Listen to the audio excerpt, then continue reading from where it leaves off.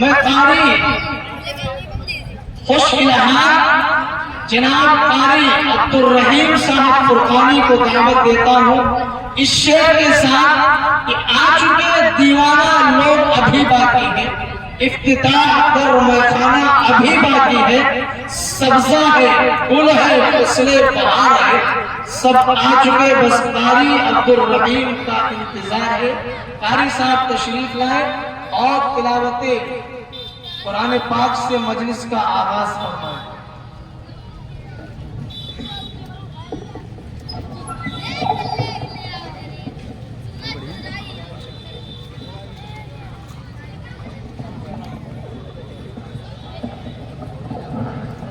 थोड़ा कुर्सी ऐसी कर लो भाई भैया वगैरह तो लगे ही बैठे भैया थोड़ा ऐसी अस्सलामु अलैकुम वरहमतुल्लाहि वबरकातुहू। और यहाँ थोड़ा पहले वो आया वो कब यहाँ पे स्टैंड उठाई यहाँ पे ले आऊँगा आगाउज ना है। अऊज़ु बिल्लाहि मिनश शैतानिर रजीम।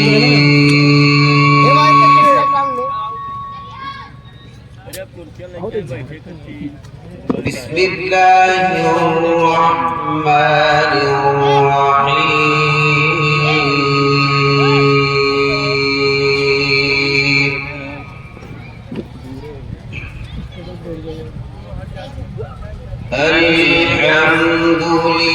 अल्हम्दुलिल्लाहि रब्बिल आलमीन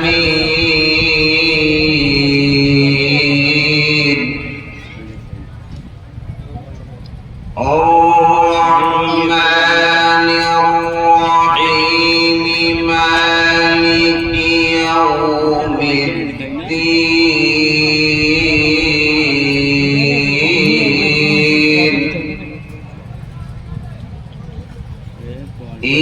إياك نعبد وإياك نستعين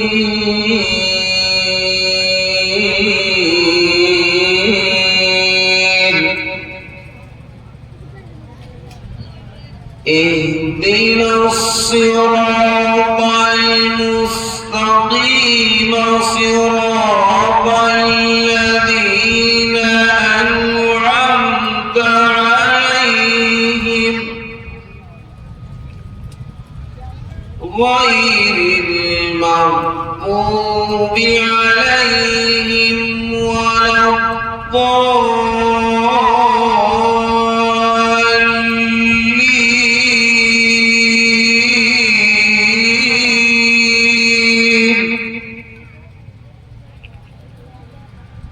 بسم الله الرحمن الرحيم ما كان محمد أبا أحد من رجالكم ولكن رسول الله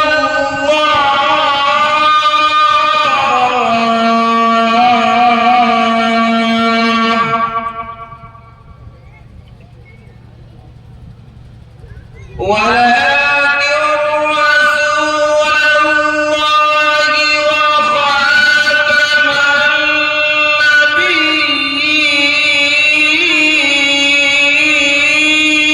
النبيين وكان الله بكل شيء عليما وكان الله بكل شيء عليما يا أيها الذين آمنوا اذكروا الله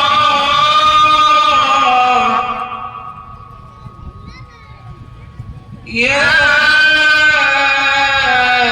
أيها الذين آمنوا اذكروا الله ذكرا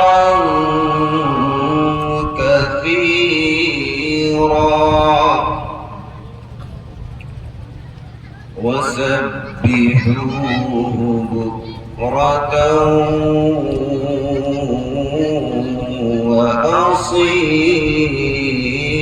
وأصيلا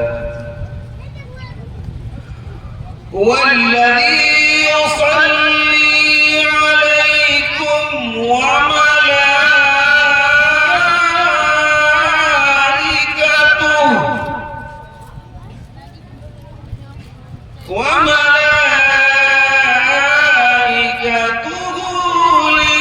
ليخرجكم من الظلمات إلى النور وكان بالمؤمنين رحيما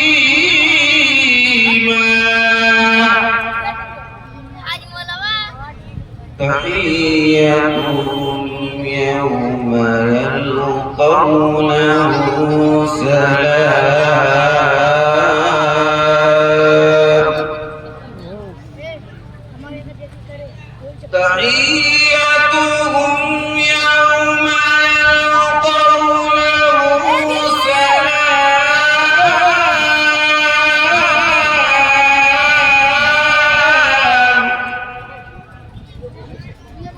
وأعد لهم أجرا كريما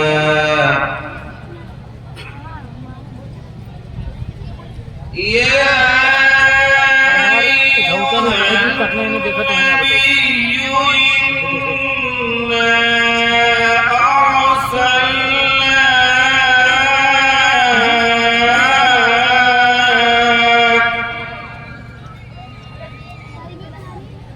إنا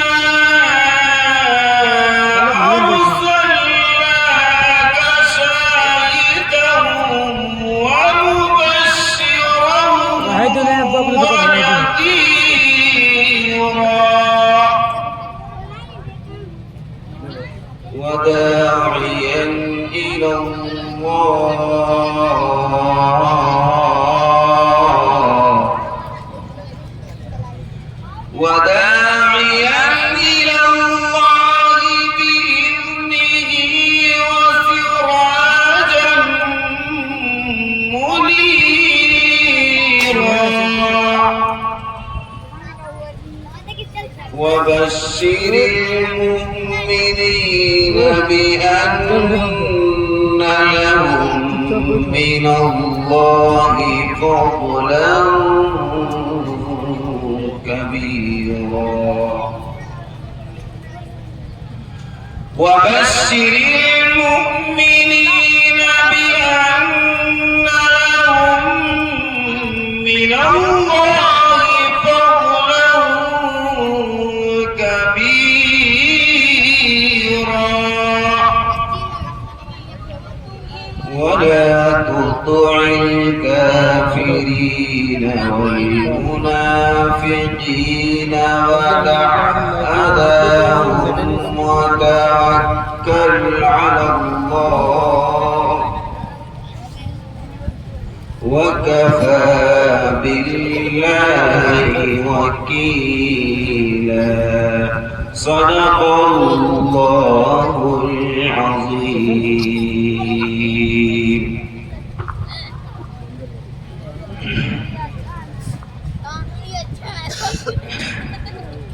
मुसलमानों उठो और उनकी दुआओं से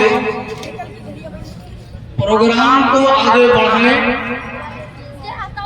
हर एक काम से पहले हमने ये काम किया, हर एक काम से पहले हमने ये काम किया, खुदा की हम्द किया, बादहू कलाम किया। जैसा कि आपको तारीखी रिवायात और खुद अपने तजर्बात और मुशाहदात की रोशनी में ये बात बखूबी मालूम होगी कि दुनिया में बसने वाला हर इंसान जब अपनी महफिल और मजलिस का आगाज और इफ्तिताह करता है तो इस बात की पूरी साई और कोशिश करता है कि वो अपने धर्म और मजहब के एतबार से किसी ऐसी चीज से मजलिस का आगाज और इफ्तिताह करे جو اس کے نزدیک قابل احترام اور لائق عظمت ہو۔ ظاہر بات ہے ہم تمام مسلمانوں کے نزدیک قرآن کریم سے بڑھ کر کوئی چیز بابرکت اور باعظمت نہیں۔ وہ قرآن پاک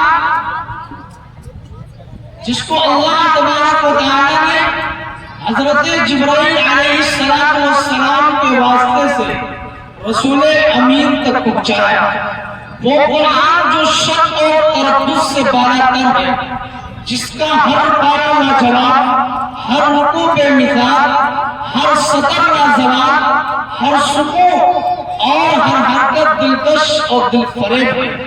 قرآن کریم ہمارے دلوں کی دھڑکن، ہماری روحوں کا سانس اور ہمارے ضمیروں کی آواز ہے۔ قرآن کریم اللہ تبارک و تعالیٰ کی وہ کتاب ہے کہ جس کی بدولت ذلیل و رسوا انسانوں کو عزت ملی۔ اس میں غور و فکر کرنے والوں کو ہدایت کا پروانہ ملا، اس کی تلاوت کرنے والوں کو دل کا چین و سکون ملا۔ قرآن کریم اللہ کی وہ کتاب ہے جو اللہ کے بندوں کو اللہ سے ملانے والی کتاب ہے، اللہ سے بھٹکے ہوئے کو اللہ سے ملانے والی کتاب ہے۔ اس کے فضائل بے شمار اور اس کے فوائد بے مثال۔ قرآن کریم کی اتنی اہمیت اور افادیت کے باوجود آج امت مسلمہ قرآنی تعلیمات سے کوسوں دور ہے۔